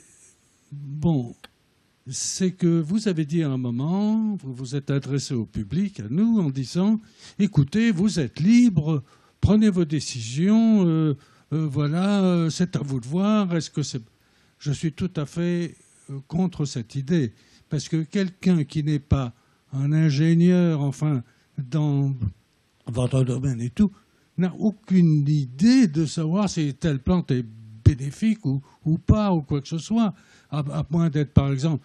Dans le temps, par exemple, il y avait quand même les agriculteurs qui pouvaient avoir une opinion valable puisqu'ils travaillaient sur la terre. Donc, ça n'est pas possible. Par contre, ce qu'on voit, mais même le livre ici, la grande invasion, les trucs tueurs, etc., attention à la moindre truc. Mais ça, ce sont les médias tout le temps. Parce que les médias, pour être écoutés, ne peuvent être écoutés que qu'en présentant des dangers. S'ils disent « bon, le coquelicot, c'est très bien, oui, on a beaucoup de coquelicots, c'est bien ». Bon, tout le monde s'en fout, vous voyez. Mais dès que ça présente un danger. Donc nous sommes, nous, d'ores et déjà, influencés dans le côté dangereux. Et vous, dans votre conférence, vous venez de dire que toutes ces espèces, malgré tout, ont des côtés probablement dangereux aussi, mais aussi des côtés bénéfiques. Eh bien, je dirais que c'est à des hommes comme vous de soulever cette question et de l'amener aux médias en disant, écoutez, n'affolez pas le public avec telle et telle chose, parce que voilà le côté bénéfique. Et bien voilà, je vous laisse à ça. D'accord. Merci. Oui, une question tout à fait pertinente. Alors les médias, moi j'ai eu la chance d'être invité à la suite des publications de mes ouvrages. J'y allais un peu sur la pointe des pieds. Je me disais, effectivement, les médias, voilà, j'avais un peu le même point de vue que vous. De toute façon, ils veulent faire des titres, etc. Et finalement, quand on leur expose la situation, quand on prend le temps d'exposer la situation, c'est pour ça que je vous invite aussi à prendre le temps de regarder cette problématique des espèces invasives sans vous contenter des raccourcis de ces titres, etc. Quand on prend le temps de leur expliquer, finalement... ils sont comme nous tous, ils comprennent. Et parce que, en amont de cela, ce ne sont pas les médias, ce sont les scientifiques. Et je ne veux pas dire du mal des scientifiques, parce que ça serait un peu tordu de ma part. Mais ce que je veux dire, c'est que c'est facile aussi pour des scientifiques d'intervenir auprès de décideurs, d'intervenir auprès de médias, en leur disant, voilà, moi je vais vous le dire, je sais ce qui est bon, je sais ce qui est mauvais. Et c'est ça, en fait. Et ça, un scientifique n'a pas le droit de faire ça. Un scientifique, il est neutre, autant qu'il puisse l'être, il est objectif, autant qu'il puisse l'être. Il ne peut pas dire « occupez-vous de cette espèce parce qu'elle est mauvaise ». Et c'est comme ça qu'on s'est retrouvé avec des situations un peu aberrantes qui, alors pas toutes, mais qui coûtent cher, qui finalement ne mènent à pas grand-chose. Et alors, donc je suis un peu déçu si vous dites que ma présentation était peut-être un peu technique. J'ai essayé de pas trop abuser de jargon et de terminologie du langage de l'écologie. Mais ce que j'ai essayé surtout, c'est d'ouvrir le regard, quoi. Ne pas rester enfermé. Alors évidemment, ça c'est je dirais, à la mesure de chacun, de ses propres connaissances, de ses propres affinités, sensibilités, etc. Et ce que je veux dire, malgré tout, c'est que dans cette notion de bien et de mal sur la nature, il n'y a pas de vérité. C'est dans ce sens-là où je dis, personne n'a donné de leçons scientifiques ou pas sur ce qui est bon. Alors, évidemment, il faut que je précise, il y a des choses qui sont flagrantes. Quand on détruit un habitat, bah il ne faut pas, je dirais. Enfin, c'est évident qu'on est en train de se priver de quelque chose de précieux. Et à mon avis, c'est ça les vrais problèmes. C'est les destructions d'habitats, c'est la pollution. Et ce n'est pas les espèces invasives. En tout cas, ça vient très loin derrière. Mais là, ce sont des choses faciles. Mais par contre, quand ce sont des espèces invasives qui interagissent avec l'environnement, encore une fois, quand c'est l'homme qui est malmené, là, c'est très facile aussi de serrer les choses. Quand c'est une espèce invasive qui interagit avec l'environnement, je ne suis même pas persuadé qu'un scientifique soit plus à même, bon, peut-être pas par rapport à quelqu'un qui connaît rien, mais en tout cas, de faire la part des choses et de dire, bon, là, il faut intervenir, là, il ne faut pas intervenir. Parce que le scientifique, dans les sujets d'environnement, il ne sera jamais totalement neutre. Et moi, j'ai commencé par ça, je peux vous dire, j'ai commencé en faisant ma thèse sur les espèces invasives. Pour moi, c'était clair, les espèces invasives, il faut s'en débarrasser, quoi. Moi, j'avais été formé à ça. Puis après, je dirais, comme tous les gens aussi qui questionnent cette problématique des espèces invasives, ils ont eu le même cheminement, même, y compris des journalistes d'ailleurs, qui d'eux-mêmes sont revenus sur leur regard et qui ont appris, et donc qui eux-mêmes, finalement, à force de se documenter, ont aussi élargi leur manière de voir les choses, et puis ont considéré que finalement, non, on ne pouvait pas se contenter d'une version très dogmatique des choses, quoi. Oui.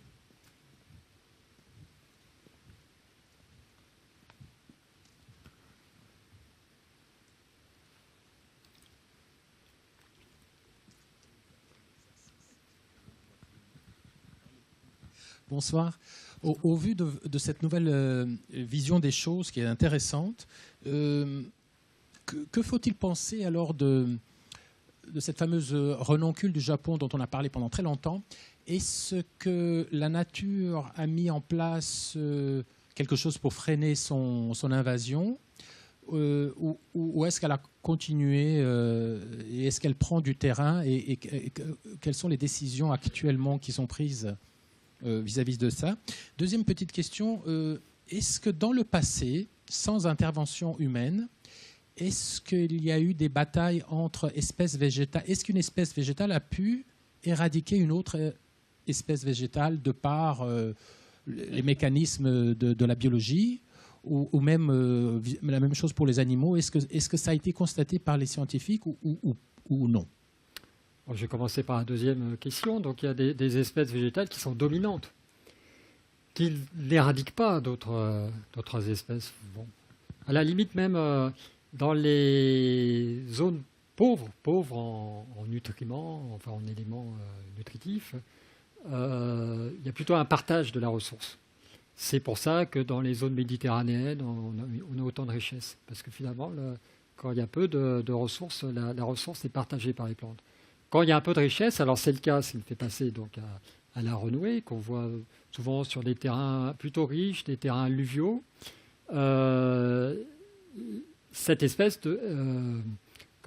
qui a une capacité mieux que d'autres à se propager, à tirer parti des ressources, à supporter des inondations, devient dominante. Et effectivement, c'est une espèce alors qui, à ma connaissance, ne connaît pas de régulateur naturel, et qui ne présente pas, elle, c'est pas par hasard que vous avez soulevé cet exemple, parce que c'est le bon anti-exemple par rapport à ce que je viens de dire. C'est pas le seul. Et ce que je peux signaler, c'est qu'il y a des associations de pépiniéristes qui sont montrés du doigt aussi, parce que ce sont des introducteurs de plantes, et qui d'eux-mêmes ont réfléchi sur des grilles d'analyse des plantes qu'ils vendent dans leur propre pépinière, et qui finalement, je dirais, ont affecté des sorte pas de notes, mais en tout cas, ont rangé ces plantes dans des catégories qui permettent de distinguer sur un bout du gradient, je dirais, des espèces qui ne posent aucun problème vis-à-vis de l'environnement, même si elles sont considérées comme invasives.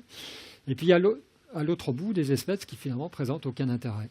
Parce que c'est vrai que sur la renouée du Japon, à ma connaissance, moi je ne suis pas un spécialiste de la renouée du Japon, mais à ma connaissance, cette plante-là, elle ne présente pas d'intérêt. Donc il y a, effectivement, voilà, mais là vous allez encore plus loin, et c'est une bonne chose dans la nécessité de regarder les choses au cas par cas. Mais voilà, je crois que j'ai répondu à votre question. Enfin, c'est à vous de me le dire, mais j'espère en tout cas. Oui. Justement, à propos, je voudrais apporter un petit témoignage. Merci pour votre présentation là, qui m'a retourné en fait comme une crêpe. Parce que j'étais arrivé effectivement au début de la conférence avec un a priori très négatif vis-à-vis des plantes invasives, à quelques nuances près. Justement, sur ces nuances-là, je voudrais apporter un petit témoignage. Il a été question de la renouée du Japon. Et il se trouve en fait que j'ai quelques ruches dans mon jardin. Et puis, à la fin de l'été, au moment du début de l'automne, les abeilles vont butiner la renouée du Japon. Et c'est un apport de nectar très important et très appréciable pour mes abeilles. Par rapport en général, en cette période, les abeilles vont butiner le lierre. Mais bon, la renouée fait un apport assez important, surtout que dans nos régions, en fait, le lierre a tendance aussi un peu à être combattu, puisqu'en fait, il envahit les arbres, etc. Donc, les friches où la renouée s'installe, mes abeilles en profitent. Et d'un l'autre côté, pour prendre l'autre facette un peu négative des espèces invasives, là, en fait, vous savez, je pense que vous n'êtes pas censé ignorer l'impact du frelon asiatique, en particulier dans la région du sud-ouest de la France, à la fois vis-à-vis des abeilles, et peut-être même, disons, vis-à-vis de la vie quotidienne de la population. C'était juste pour montrer les deux facettes des espèces invasives. Mais c'est ça qu'il faut voir, effectivement, c'est les différentes facettes. Et comme vous venez de le souligner, il n'y a pas raison qu'une espèce soit entièrement négative, si on peut reprendre ce terme, je le mets entre guillemets. Nécessairement, elle apporte des ressources ou un abri ou quelque chose, finalement, qui va être utilisé par d'autres espèces. Après, dans le cas du frelon asiatique, moi j'aurais tendance, encore une fois, à dire, le vrai problème, c'est entre les néonicotinoïdes et le frelon asiatique, c'est incommensurable, quoi. Incommensurable. Parce que les frelons asiatiques, est-ce qu'ils détruisent, ils affaiblissent des colonies qui, souvent sont déjà affaiblies par ces pesticides, mais l'effet des pesticides je ne peux pas tomber dans un artifice de langage pour dire le frelon asiatique, ce n'est pas un problème. Mais resituons les choses à leur place. Ah oui, effectivement. Ouais. Moi, je voudrais vous demander l'orthographe de Justine, s'il vous plaît. Jussie, J-U-2-S-I-E. J-U-2-S-I-E. Ah, Jussie. Jussie. Et je voudrais aussi abonder dans votre sens par rapport au Boudleia. Le Boudleia, oui. Par exemple, j'avais écouté une conférence en Suisse qui considérait que c'était une plante invasive, une plante de friche, alors que j'ai vu dans certains catalogues, ils en vendent même pour agrémenter les jardins. Donc c'est vraiment une question de regard. Puis on appelle ça l'herbe aux papillons, oui. Et effectivement, elle est très mellifère. Et ça fait une diversion. C'est considéré comme une plante ordinaire et pas très belle, mais par exemple, les gitans, ils vendaient ça comme du lilas aussi. C'était pour dire que c'est vraiment une question de regard. Hein. Oui, de regard, et puis aussi, l'aspect mellifère est effectivement quelque chose de très intéressant et qui est partagé par beaucoup des espèces qui sont introduites, parce que souvent, la grande partie des plantes invasives, ce sont des espèces qui ont été introduites pour l'ornementation. Alors du même coup, elles se propagent facilement parce qu'elles fleurissent beaucoup, elles produisent des graines souvent, ou alors elles se bouturent, elles se marcotent facilement. Et donc fleurissant beaucoup, elles fournissent une ressource en nectar, en pollen pour les abeilles, mais aussi les papillons. Et en Californie, dans la banlieue de Davis, on a arrêté de lutter contre le fenouil sauvage, qui est devenu une des ressources les plus intéressantes pour le monarque, pour le papillon emblématique d'Amérique du Nord, quoi. Donc, les choses sont toujours très, très compliquées, enfin, complexes surtout. Complexes et surtout ne pas s'arrêter à une facette. Vous l'avez très bien dit, il y a plusieurs facettes. Et faisons la part des choses.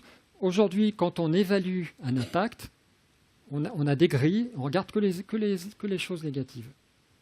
Il manque le versant positif. Et encore, il manque aussi le versant culturel, le versant économique. Avec des collègues de Montpellier qui sont économistes, je travaille sur une grille qui soit effectivement capable, qui aille un petit peu plus loin en tout cas, qui ne se contente pas de regarder que les aspects environnementaux négatifs. Et ça, c'est évidemment très complexe parce que ça demande un apprentissage. Mais si on veut effectivement appréhender une manifestation du vivant de manière satisfaisante, on est obligé de passer comme ça.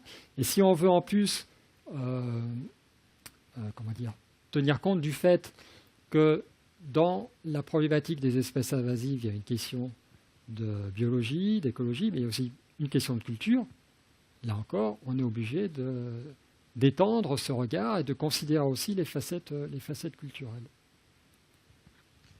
Oui, vous n'avez pas parlé éventuellement si les plantes qui viennent de l'extérieur peuvent amener des parasites qui tuent les plantes locales. Je pense par exemple à ce qui s'est passé au XIXe siècle avec le phylloxéra qui a détruit les vignes françaises. Alors est-ce que ça ne reste pas dans la mémoire des gens et que ça pollue le regard vis-à-vis des plantes justement invasives? C'est possible. En fait, disons qu'on a plutôt tendance, je pense, je ne peux pas me mettre à la place de la pensée collective, mais l'idée plutôt prévalente, c'est de considérer que les plantes invasives réussissent parce que finalement, on n'a pas introduit avec elles leurs prédateurs, leurs pathogènes. Donc c'est plutôt l'inverse, quoi, finalement, je pense, qui se manifeste. En tout cas, ce que vous signalez est tout à fait exact, et c'est vrai pour des pathogènes, mais aussi par exemple pour des fourmis qui ont pu être introduites avec des plants en pépinière où les fourmis étaient dans la terre. Bon, le frelon asiatique, c'était recensé, c'était des poteries qui venaient de je ne sais plus où, peut-être d'Asie d'ailleurs, et ainsi de suite pour quantité de choses. Alors effectivement, la plupart des introductions, non, la plupart peut-être pas, enfin une partie des introductions sont involontaires. Une partie est volontaire parce qu'on vise un objectif, attirer une ressource économique ou répondre à un besoin culturel, le plaisir d'essence avec les plantes ornementales. Mais ça peut être involontaire. Et puis l'exemple, quand on évoque cela, l'exemple le plus classique, ce sont les eaux de ballastage. Donc, qui servent à lester les grands navires. C'est-à-dire une fois qu'ils ont livré leurs marchandises, ils sont obligés de combler avec un poids, une masse équivalente. Donc, ils remplissent avec de l'eau. Donc, de l'eau de mer. Et puis, ils font quelques milliers de kilomètres parfois. Et puis, ils vident l'eau. Alors, évidemment, c'est une quantité énorme de micro-organismes ou parfois de macro-organismes, de poissons, etc., qui sont comme ça introduits de manière tout à fait involontaire d'un endroit à l'autre du monde, quoi. Mais ceci dit, dans le milieu marin, alors effectivement, on voit se recomposer les assemblages d'espèces. Voilà, je ne sais pas comment dire ça autrement, même si c'est un terme d'écologue, donc je fais attention maintenant. Mais des nuisances marines liées à des introductions d'espèces. Il y a eu le gros exemple de la colère, puis finalement on s'est aperçu que ce n'était que passager. Je crois pas qu'il y en ait. Je peux me tromper. Enfin, à ma connaissance, moi je n'en connais pas en tout cas. Oui, bonsoir. En Oui, faisant un bonsoir. petit peu de provocation, est-ce qu'il ne serait pas, comment dirais-je, assez drôle de vendre dans les jardineries, enfin de créer une section plantes invasives avec des prix exceptionnels? Est-ce que ce ne serait pas une certaine façon de faire réfléchir les gens justement à leurs impacts? Évidemment, ce sera des plantes invasives qui ne sont pas reconnues vraiment comme étant hyper, disons, qui peuvent affecter vraiment l'environnement. Deuxièmement... Vous pouvez préciser, parce que là, je ne suis pas sûr de comprendre le fond de... Oui, non, mais ce serait une façon, comment dirais-je, de faire réfléchir les gens, en fait. Dire qu'on va vendre des plantes invasives, tout en sachant que ce ne sera pas des plantes qui vraiment pourraient avoir des impacts énormes. Je veux dire. D'accord, Oui, c'est ça. d'accord. Deuxième question, je crois qu'il y a en ce qui concerne les algues qu'on trouve en prolifération dans certains océans, en particulier dans le nord de la France, je crois qu'il y a une société qui a découvert quelque chose et qui en fait est très demandeuse à ce que ces algues soient produites en grande quantité, puisqu'en fait ils en font, je ne sais pas trop, des engrais ou quelque chose d'intéressant pour, disons du point de vue économique, etc. Voilà, alors effectivement, ça montre que les plantes dites invasives peuvent avoir des aspects positifs, même involontaires après recherche, quoi. Voilà. Oui. Bon, on peut faire cette proposition aux pépiniéristes. Après, vendront-ils leurs produits? Ça, c'est à tester. Après, effectivement, la valorisation des espèces invasives. Tiens, il y a un livre qui vient de sortir de François Coupland qui s'appelle « Aimez vos plantes invasives, mangez-les ». Et donc, il traite, je ne sais plus, une cinquantaine peut-être de plantes avec des recettes pour les accommoder avec d'autres choses. Et par exemple, j'ai présenté la jacinthe d'eau. À Madagascar, la jacinthe d'eau, elle est utilisée comme fourrage pour les porcs. Et alors, évidemment, dans des zones un peu démunies, on parle de Madagascar, j'avais parlé de l'acacia des albata, le mimosa. Dans ces pays démunis, les espèces invasives, quand elles ne leur posent pas de problème direct, elles sont bienvenues. Elles sont considérées comme des bénédictions, dès lors qu'ils en tirent eux-mêmes des ressources. Donc ça, c'est tout à fait une réalité. Ouais. Avec un impact économique qui n'est pas du tout à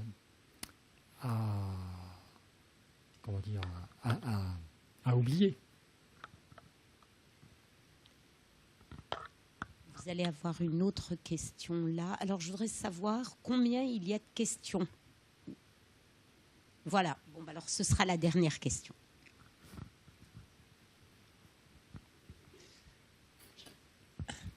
Bonsoir. Vous avez dit que l'algue qui était en Méditerranée a fini par proliférer, non? Non. Ce que j'ai dit, c'est que c'est une algue qui a proliféré, dont on a énormément parlé dans les années 90-2000, qu'on accusait comme responsable de la disparition des herbiers de Posidonie, une autre plante aquatique, où les poissons viennent frayer, donc ont un intérêt majeur du point de vue du fonctionnement des écosystèmes marins. Et donc, à cette époque, ceux qui s'intéressaient à cette invasion biologique ont mis en place des réseaux de placettes de quelques mètres carrés, disséminées sur le bassin méditerranéen, et ont observé le devenir, la dynamique de cette algue, la caulerpe. Et en 2011, finalement on finit par le dire, ou je ne sais pas, en tout cas en 2011, le chiffre est que 80% de ces placettes n'ont plus de caulerpe. Voilà, c'est ça que Excusez-moi, mais c'est stoppé comment alors? Ah ça, la raison... Vous la connaissez pas? Non, je ne crois pas qu'elle soit connue. Je ne crois pas. Et la Posidonie, alors, ce qui est assez aussi savoureux, c'est qu'il a fallu attendre dans les années 2010, grosso modo, pour voir des publications qui ont montré que la Posidonie, elle était très mal en point avant la présence de la caulerpe. Et ça, on le retrouve aussi, encore une fois, je ne veux pas généraliser, mais on pense par exemple à la perche du Nil. dont vous avez forcément entendu parler, dans le lac Victoria. On dit que la perche de Nil, elle a entraîné la disparition de 200 espèces de cyclidés, des petits poissons. Et finalement, la vraie raison, ce n'est pas la perche du Nil, c'est la pollution, encore une fois, l'agriculture. La réalité d'une agriculture avec beaucoup d'intrants qui dévalent les pentes et se retrouvent dans les pièces d'eau. Et ce qui s'est passé en réalité, c'est que les eaux sont devenues troubles et ces petits poissons, qui sont dans des groupes très proches les uns des autres, ont perdu leur capacité de reconnaissance spécifique, je dirais. Ont perdu la capacité finalement, oui, de reconnaître quels étaient les bons partenaires qui faisaient partie de leur espèce et se sont hybridés. Et finalement, cette disparition de ces petits poissons endémiques est liée en cause réelle à cette pollution des eaux. Bon, je ne dis pas que la perche, elle n'en a pas croqué, hein, ça, c'est évident, quoi. Mais voilà, d'où l'intérêt de remonter en amont dans les mécanismes et surtout pas faire des espèces invasives des boucs émissaires. Parce que le frelon asiatique, c'est un peu ça aussi. Il tire parti. Alors bon, je m'avance, je ne suis pas spécialiste du frelon asiatique. Mais ce que j'ai cru comprendre, c'est qu'il tirait parti aussi de l'affaiblissement des ruches pour d'autres raisons, la varroa, mais aussi les pesticides. Et c'est plus facile pour lui de... Voilà, il est une proie. Tous les prédateurs sont comme ça, ils vont au plus facile. S'il y a une proie qui est plus facile qu'une autre, ils y vont. Merci à vous.